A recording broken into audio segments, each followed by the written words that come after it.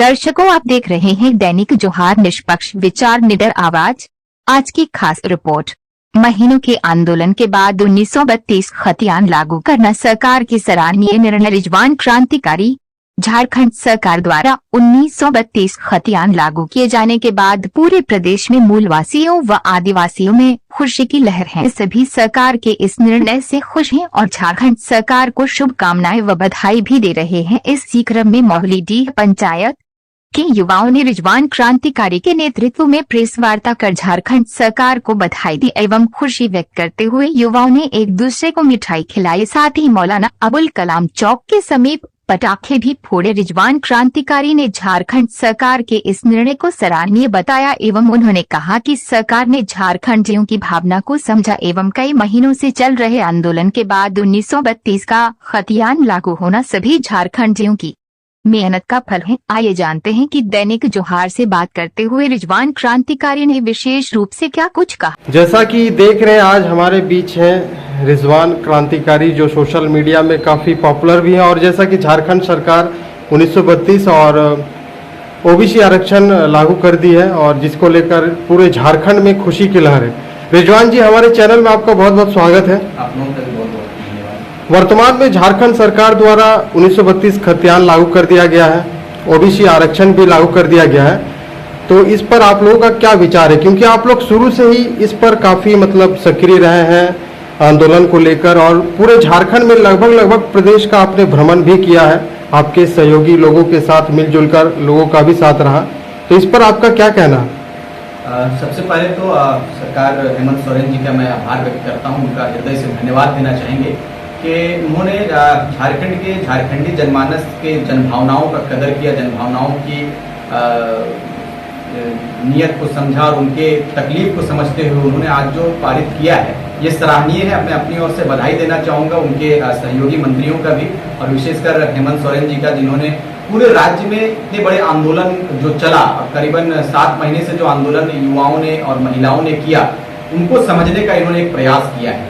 जैसा कि आप लोग आंदोलन रहे और अभी वर्तमान में सरकार ने इसको लागू किया, लेकिन आप इसका श्रेय किसको मानते हैं? क्या ये सरकार की पूर्व से ही सोची समझी रणनीति थी या फिर आप लोगों के क्रांति का असर रहा? नहीं, देखिए, रणनीति कहीं ना कहीं इसका श्रेय हम पूरे राज्य के क्रांतिकारी युवाओं को देना चाहूँगा। हमारी माताओं ने कड़ी धूप में, हमारी माताओं ने कड़ी मेहनत के साथ में पूरे राज्य में उन्होंने भ्रमण किया और पूरे राज्य में ये ज्वलंत मुद्दों को उठाने का काम किया है, जो माटी के हित में था, राज्य के हित में था, राज्य के युवाओं के हित में था और 3.25 करोड़ झारखंडी जनमानस के हित में जिस आंदोलन को करना सही था, उस आंदोलन को हमारी महिलाओं ने, हमारे युवाओं ने पुरजोर तरीके से विरोध किया और इस आंदोलन के आग को जलाने का काम किया है। तो श्रेय सबसे पहले मैं अपने युवाओं को और अपने माताओं को, अपनी बहनों को देना चाहूंगा इसकी जो श्रेय होगी। इसके लागू होने से किस प्रकार झारखंडी लाभान्वित होंगे? क्योंकि इससे पूर्व भी कई चीजें लागू हुई, जैसे कि 75% आरक्षण क्षेत्रीय स्तर पर लोगों के नियोजन का था, लेकिन फिर भी उसका लाभ लोगों को नहीं मिल पा रहा। फिर आप कैसे यह बताएंगे कि इसका लाभ यहाँ के झारखंडी जनता को मिलेगा? 1932 जो लागू हुआ है या फिर ओबीसी आरक्षण जो लागू हुआ है?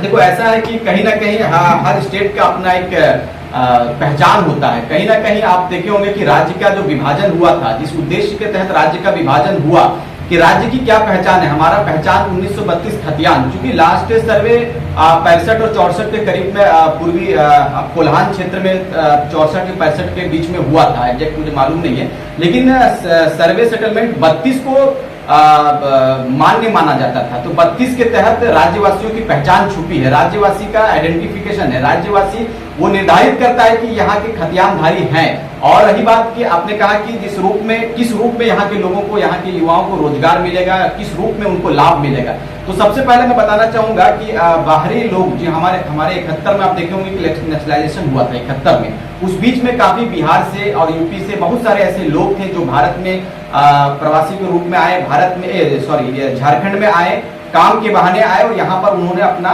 घर बनाया, जमीन खरीदा और कहीं ना कहीं वो अपने आप को झारखंडी कहते हैं। तो 32 लागू होने के बाद क्या होगा कि आइडेंटिफिकेशन होगा, हमारे युवाओं को रोजगार मिलेगा, क्योंकि कहीं ना कहीं आप 32 को टारगेट मानेंगे, 32 को अपना आइडेंटिटी मानेंगे। खतियान हमारा उससे प्रमाण होता है कि हम लोग खतियानधारी हैं और खतियानधारी को आरक्षण दिया जाएगा, उसी 32 को मान्य मानते हुए।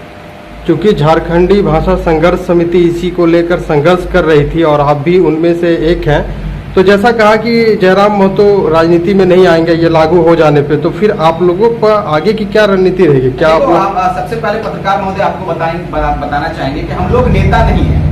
हम लोगों ने कभी नेता के रूप में या हम लोगों ने कभी इस विषय पर ध्यान अपना आकर्षित नहीं किया कि हमें एक नेता बनना है। हमने आपको पहले भी कहा था और तमाम मीडिया चैनलों के माध्यम से हमने बताया था, जयराम महतो ने बताया और हमारे सहयोगी क्रांतिकारियों ने बताया कि हम लोग क्रांतिकारी हैं, हम लोग क्रांतिकारी विचारधारा रखते हैं। हम लोगों ने कभी इस विषय पर जोर नहीं दिया कि हम लोग चुनाव लड़ेंगे या हम लोग नेता बनेंगे। हम लोगों का मेन एम रहा है कि क्रांतिकारी विचारधारा रखेंगे और ज्वलंत मुद्दों को हम लोग उठाने का काम करेंगे। बहुत सारा मुद्दा है, ये 32 लागू हुआ है, सराहनीय काम है।